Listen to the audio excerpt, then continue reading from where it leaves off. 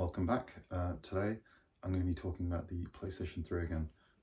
As you can tell, I'm kind of obsessed with 7th gen consoles, as I've done a few videos on them. But yeah, today I wanted to do something a little bit different. We're going to take a look at some of the early exclusives for the PlayStation 3. As you know, PS3 kind of had a bumpy launch. It was much higher price than the 360, came out a year later.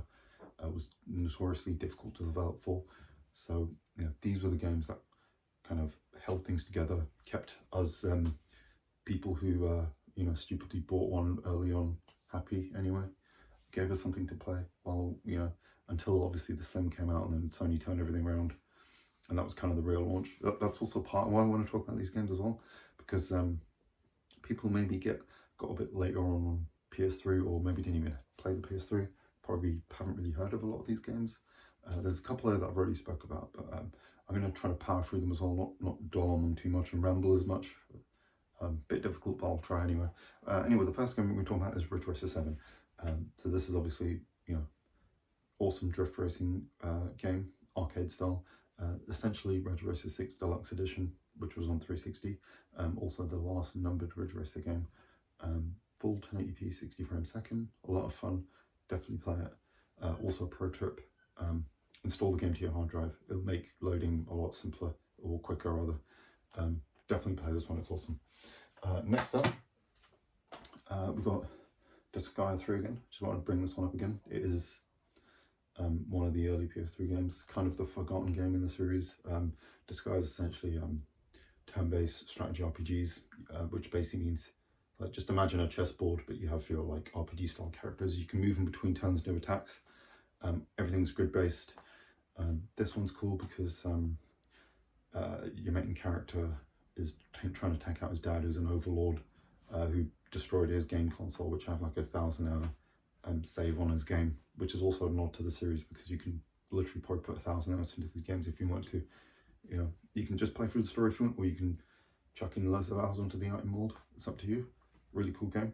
Disgaea 7 is coming out next year, as of recording this video.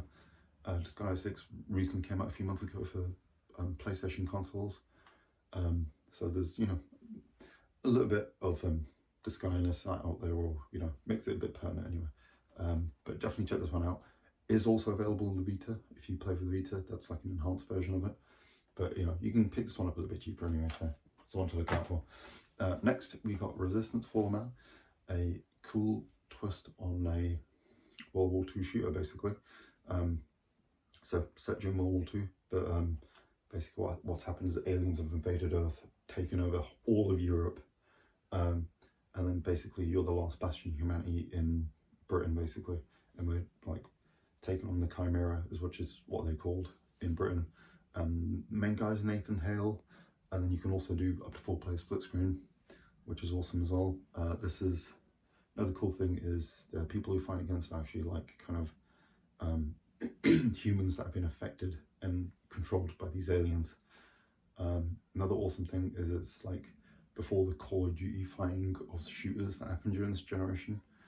It's very much an old school sort of FPS, where you'll have like your health bar, weapon wheel, and all that sort of goodness. You even have to like, I'd suggest playing it on co-op as well, because you can revive your ally, and it's decently difficult as well. Really cool game. Also had up to 40-player multiplayer, if you can see on the back there, which was cool for the time, because obviously Sony actually bothered or wanted to push the PlayStation Network, so this is one of the big games to do that. They had it a little bit with PS2 with a couple of games, like on Final Fantasy 11, but you had to get like a whole separate attachment. I don't think it was available in the PAL territories either. But yeah, good game, definitely worth picking up. And another Insomniac game, because I was done my Insomniac, was Ratchet & Clank Tools of Destruction. So yeah, they actually had 2 games early on the PlayStation Life, which is awesome. And this one's really cool. If you haven't played Ratchet & Clank, they're basically like kind of like action platformers, I guess is what you can call them. You're playing as Ratchet, who's this Lynx thing, and then Clank, which is his little robot mate there. And then you basically have to fight enemies, get from point A to point B in a kind of a big level, slightly open-ended as well. You can take a couple of little different paths if you want. but obviously the end goal is always the same. But this one's cool because you have loads of really unique and interesting weapons. For example, you have like the disco ball grenade, which stuns enemies and makes them dance, and it's a lot of fun there. I think if you've played the latest one, definitely go back to give this one a go. Yeah, there's I think it was 3 games on the PS3 for Ratchet and Clank, Cross for Booty and another one, I can't remember, but check out the PS3 ones anyway, they're really cool. Next we got a racing game, and that is MotorStorm. This one is cool because it's like kind of an off-road, ignore that dog if you can hear it, I do apologise about that, but this one is an off-road kind of racing game as well, so it's a little bit different to, you know, arcade games or more sim type stuff. You know, it's the third type of racing game in a way. These guys are the ones who would later go on to do the Dirt series, so it's very similar to that. It's essentially like a proto Dirt, if you will. This one has loads of cool like desert-y kind of and like mountainous kind of levels, which is really nice. There's bits on, for example, I can always remember this one level where you're like driving on the side of a mountain, which is really cool looking. Awesome like kind of lighting effects at the time as well. Also you have like a boost meter, and if I'm correct, you have to go through water to cool yourself down when you're using this boosting. If you go on for too long, you'll blow up, which is really cool. So that's something you have to kind of look out for. So you can't just go all out on the boost constantly. You have to worry about the heat of your car. They did also do a few other games. This is one that the series didn't go past the PS3 era. There was 3 on the PS3. There was 1 for the PSP as well, which is cool. So the PSP was around the same time as PS3, so a lot of these games, same with Resistance as well, for example, that got a PSP version. Ratchet and Clank, I believe as well, got like a PSP game as well. Not versions, I mean like another game in series. But yeah, really cool. Definitely worth trying out. Give it a go. The next one we want to talk about is another FPS, but this one isn't so good. It's actually infamously bad, and that is Haze. See, this game, as you can see, it's got Ubisoft on the name, so you know, what more is there to say?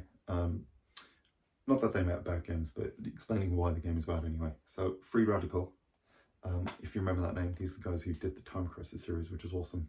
And then basically, this was meant to be their big kind of FPS for the next generation. This was announced for both for PS3, 360 and PC as a multi-plat game. And then somewhere along the lines, there was some difficulties in production. Ubisoft bought them out, and I think the direction of the game completely changed. I want to say it was originally meant to be like a third-person shooter. There's meant to be some really cool like advanced AI and stuff in the game, but then eventually when Ubisoft got it, they said no, we're going to just market this as like a Halo killer. This is going to be just generic FPS basically. It does have some cool ideas though, because all like an interesting plot anyway, even though it's kind of overused now, but it's the whole war is bad, we're actually the bad guys. Because what happens is you play as these soldiers who have to take the stuff called Nectar, which boosts all their abilities. But obviously it's like controlling them. And then you find this resistance leader, and you basically have to, he essentially says to you, you know, you've been fed a pack of lies. This isn't the right path you should go down. And then you end up helping the guy. And then the Haze ability itself, which was the big selling point, the Nectar, sorry, lets you kind of basically become like a super soldier. Like you don't need to reload. You can see where the enemies are, it'll slow down time a little bit, but it's very undercooked though, and very kind of glitchy. You can do it co-op though, and it is very short, like about a 3.5 hour-ish game, 4 hours at the most kind of thing. So, you know, maybe you and a buddy get together, I think you'll have a lot of fun just playing a really terrible bloody game. Definitely interesting though, worth at least one playthrough, and it's dirt cheap anyway. So next game is actually by another really cool one, because these guys are now Microsoft first party guys. I'm talking about Heavenly Sword, done by Ninja Theory. You probably recognise Ninja Theory because they had quite a bit of output in this generation. Also they did this, they did Enslaved, Odyssey to the West, DMC as well, and later for the Xbox One, actually I think it was PS4 originally, and then ported to everything else. They did Hellblade as well. So no Sacrifice, and now Microsoft first party going to be doing Hellblade 2. But obviously they started with well, this is one of the first big games anyway, because they did a few things before that. But yeah, basically in this game, you're playing as Nanako, I believe her name is, whose village are being attacked by these people, and they have this sword, the Heavenly Sword, which is what they want to get hold of, which is like this really powerful weapon. But obviously their clan have protected this power and they're forbidden from using it. But Nadeko gets herself in a situation where she's forced to have to use the sword because she's trying to escape with it. But then obviously she's surrounded by enemies, so she has to use it. And then the plot is that she has to defeat the bad guys, but then also prevent herself from being corrupted by the weapon, basically.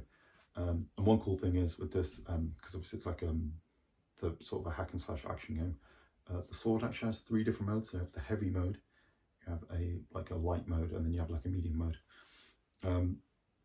Also, this is really cool because it's one of the first games I can think of that had like the whole kind of motion capture, kind of very cinematic feel to it. This game actually has Andy Serkis in it as the main bad guy, and he also was the director of all the motion capture stuff. So the game's very cinematic, and it actually does look decent. I mean, obviously, if you look at that screenshot, it still looks decently good. Like, it's definitely worth playing, I think. Again, it's still decently cheap like most of these. You should definitely check it out. Next, we're going to talk about another really interesting one. This one is another amongst Sony first party, kind of forgotten, and that is Folklore. So this game is basically an action RPG. You have Eleanor and Kite, 2 people who in this mysterious village in Ireland, I think it is, where they kind of, I think there was a death or something that they're investigating, which leads them into this world full of demons, and basically you have to like recruit these demons to use as your attacks. So you don't use weapons, so you use the demons instead. So when you kill them, you can capture all these demons. And there's, it says in the back, there was over 100 different demons you can capture. So what happens is, all the 4 face buttons, each one is a demon basically, and each one will have like 1 attack it uses. So, you know, you'll have one that will do like a fast little attack, you'll have one that will do like slower, more powerful attacks, and then you basically, you create your character that way. Or, you know, you build your moveset around those characters, and you constantly ban those demons, and then you obviously have to change it as it goes on. But what makes this one cool is you can play as a dual protagonist, and then when you complete one chapter as one, you can choose to play as the next one or back to the other one. So you can kind of do the story in kind of the order you want in a way. Kites also has a cool ability where you can go kind of Super Saiyan and like really powerful as well, which is kind of cool. Really unique, interesting game. Probably one of the most unique on this console. And obviously, you know, PS3 games that are probably not getting ported anytime soon. Well, some are, but this is one that I don't think is going to be. Backwards compatibility, I don't know if that's ever going to be a thing. Obviously there is the streaming option with PlayStation Extras, whatever it's called, or Essentials I think it is, yeah. But until they get native support dealt with, you know, this is probably just going to be stuff on this console. So yeah, it commands a decent price, so that's the only thing I would say. Maybe like, it's down to you if you care or not enough, but I think it's worth buying anyway. You'll have a good time with it. Next, this is a really cool one. I don't know if you guys remember this one, Little Big Planet. So this is basically a 2D platform essentially, but what makes it interesting is it allows you to create your own levels. So this is basically like the first of those types of games, like game creation games, if you want to call them that. Proto Mario Maker, I guess you can call it if you want to. So obviously you have Sackboy here, and then how it works is there is like a single player sort of element or game where you can sort of, you know, go through the levels, and it's a tailor-made thing. But then also you have the separate mode, which is the real game, which is building your own levels and sharing people, playing other people's levels and stuff. Really cool. Obviously with this game, they eventually did a couple of sequels as well. The second game really takes it a bit further because you can build different types of games. So in this one, it's all just the platformer, and it's just how you design that level. Whereas in that, you can do your own thing, and make a completely different game. Like I remember seeing someone create like a Rock'em Sock'em Robots with Little Big Planet 2, But this one's still a lot of fun. It was Media Molecule, I believe it's called, who would later go on to create the game Dreams for the PS4, which is kind of like the end game or whatever of this concept. Really, they're really big into creating, you know, game creation tools, if you want to, because I think their whole sort of ethos is to try to get other people into making games. But still a really fun game. Also, it has Stephen Fry as the narrator, if you care about that, which is kind of interesting. Quirky British sort of panel guy, if you don't know who he is. Next, we've got the three last ones are the big ones. So first we're going to start off with what I think is, again, another infamous title, Killzone 2.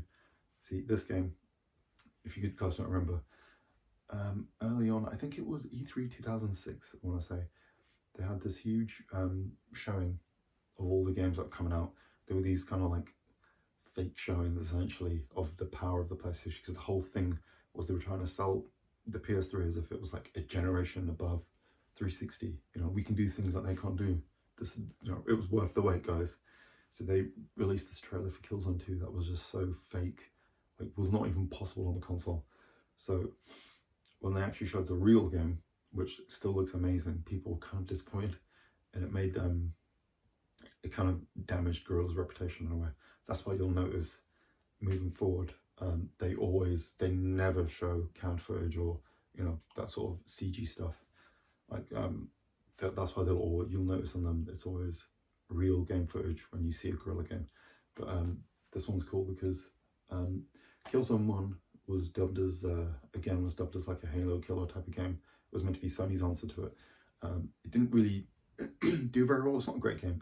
It's fine. It's a fun enough game, but this game really became its own thing. So in the first game, the Helgen, or the Hellgeist, or whatever they're called, go invade Earth. So they're basically people who splintered off from Earth, created their own, went to their own planet, and they're essentially like space Nazis. They invaded Earth, and then in this game, we're coming back to attack them and go to their own planet.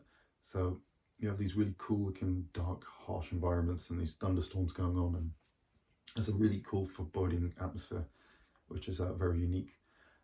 Another thing about this game is it like runs pretty well as well, for like it pretty much nailed it for locked 30 frames a second, and like you essentially have like these long, like obviously it's streaming the levels, and you have these little, essentially these little hiccups where the game's loading the next section, but it does it pretty seamlessly for a PS3 game, which is quite cool. It looks really nice, has some really interesting effects. There's this really cool thing where when you shoot like these flaming barrels, they'll do this thing where they'll like shoot off and the flames will come out and it'll sort of spin around before blowing up, which is a really cool little physicsy thing anyway. I think you're going to enjoy this one. It does have a cool multiplayer element, and it does let you use bots as well. So if you want to mess about some of the multiplayer levels, you can. Obviously there isn't any split screen though, which is the only annoying thing. So you can only do, you know, play with yourself against the bots. I don't think the servers are still up. I mean, they could possibly be. So you may be able to find someone online to play with. But yeah, it's a lot of fun anyway. Really cool first-person shooter. One of the big ones for the PlayStation 3. Was kind of the one that made us not regret our purchase anyway. The next one, this is going to be an odd one, because you're going to think, well, that's not a PS3 game. But yeah, I have the PS5 version, the remake, but this was originally a PS3 game. Thing is, my version is a digital copy. I did have the physical one, and then I gave it to a mate, obviously before this was out, and then I later bought it cheaply on the PlayStation Network. So, but yeah, Demon's Souls was a big one, because this game basically created a whole friggin' genre to itself, which is the Souls-like, if you want to call them that. But obviously, as you know, FromSoft have done, they did tons of games, Enchanted Arms, there was the Forbidden, what are they called, Lost Kingdom, tons of little games at Targi, blah blah blah, but obviously Miyazaki joined them at this point, and he wanted to make, basically he wanted to create his own sort of take on like the RPG genre in a way.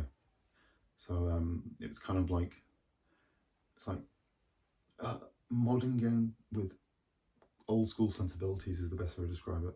So it's an action RPG, but you have the stamina gauge, which basically means that you can't just hack and slash constantly. You have to actually think. It makes it very tactical. That's the best way to describe the combat in these games. Like every action has a consequence. So you have to really be more reactive when you're in the combat of these games. Like fight enemies one-on-one, really plan out your strategies, and also it has really cool like labyrinthial style levels where you got to kind of pick your paths or like go off, and you can find a shortcut if you want to what's around this corner, and you might find something cool like an item or something. It's really interesting. But what makes this one great is apparently I remember hearing that Sony wanted to basically make their answer to Skyrim, so they basically just gave Miyazaki and FromSoft free reign to make whatever they wanted to, and they just said, yeah, we're making our own little Skyrim action like RPG or whatever, but it obviously turned out to be something completely different. But this one was famous because obviously it released in Japan first and took about a year or so to come out over here, but this was like the famous big early PS3 exclusive. People like importing this from Japan, it was that like notable just then when it came out. I'm sure if you peruse on YouTube, you can probably find some videos of people's old playthroughs of this game where it's the Japanese version, which is really cool. And obviously we have one more game, another big one. This might be the biggest one. I did discuss this already, and it's going to be Metal Gear Solid 4. So with this game, as you know, it's a stealth action game. The Metal Gear Solid series obviously was synonymous with PlayStation pretty much, and just one was an exclusive to PlayStation. I think it did later actually get a port to PC, and just to launch exclusively on PlayStation. Also got an Xbox and I think a PC port or something, and then 3 was just exclusive to PlayStation. Yeah, I remember 4 was announced as an exclusive, but there was a few games that had either jumped ship or became multiplats, and obviously with the PS3 struggling, everyone just expected this game to just like jump ship or at least come to 360 in some format. But obviously I'm guessing Sony just threw so much money at Kojima to make sure that never happened, because it didn't, and he was actually getting a lot of slack at the time, I remember. And I remember him saying, maybe I should just make games for PC then, if you guys want me to release games, if you console guys are so annoyed with me or something, which was quite funny. But yeah, this game is definitely, it's a gem, I think. A little bit, I think, a bit decisive, if you will, because or divisive actually, because the plot takes some really strange turns. And first of all, they decided to make Solid Snake an old man, which is really funny. Obviously, I think the whole point was because it's obviously Kojima's whole thing with Metal Gear is like stripping away the concept of the hero, if you will, because he's a soldier, he's not a good guy. War is not a good thing, and I think that was the whole point. He's trying to take away any kind of heroic aspect of Snake by making him this like crusty old man who's just complaining all the time, which is really funny. But this game, obviously, like I said with some of these others, is probably going to be stuck on the PS3 as well, unless we did see this thing come out, a full remake of the PS3 game, so who knows. But because the whole stuff with Konami not really being interested in games, who knows, being a PS3 game in particular as well, unless Sony actually wants to fit the bill and do it, I don't know if it's going to happen. I mean, there are rumours that there's a remake of the first Metal Gear Solid, so who knows, maybe eventually they might. There's even those of, I think they've remastered, the Contra and the Castlevania collections as well, so could happen, you never know. But I think this one is definitely, if you own a PS3, it's the one that you need to pick up. I mean, they're all worth it, I think, in some way, shape or form. There are also games that I haven't even mentioned. You had the game Lear as well, if you remember that one. That was essentially like, basically Panzer Dragoon you're a dude on a dragon. You're in these giant, like, just imagine like a kind of a, I don't know, a jet fighter game, but with dragons, basically. That's the best way to describe it. But the problem with the game is that it just leaned on the 6-axis, so you had to use that silly 6-axis thing, and it was awful. I remember getting it at the time and just could not get on with it. But they did later patch actual proper control, so that's one I'm going to have to pick up myself and give another go, but that's another cool one. And then obviously there was another massive one, God of War 3. Obviously I don't have the PlayStation 3 version now. I do have it on PS4 though, because they've released a remaster. But that was the big one, because it just looks stunning. It was like one of possibly the greatest looking games for the PlayStation 3, I think. Also, you just get to like brutally murder god after god, which is really cool. It's just like straight away starts off with action, and just it's like balls to the wall. Definitely worth picking up. Anyway guys, I've rambled on long enough, so we're going to end it here. But before I finish, I want to let you know the next video I'm going to be talking about, or next video I'm going to be doing anyway. We're going to be discussing Japanese RPGs on the Xbox 360, something that I have a lot of interest in. One of my favorite genres. It's a really interesting time in Microsoft's life as a company, really. Them trying to break into Japan. But anyway, we'll talk about that in that video. So I hope you enjoyed the video, and if you did, like, subscribe, and be ready for more. Have a great day.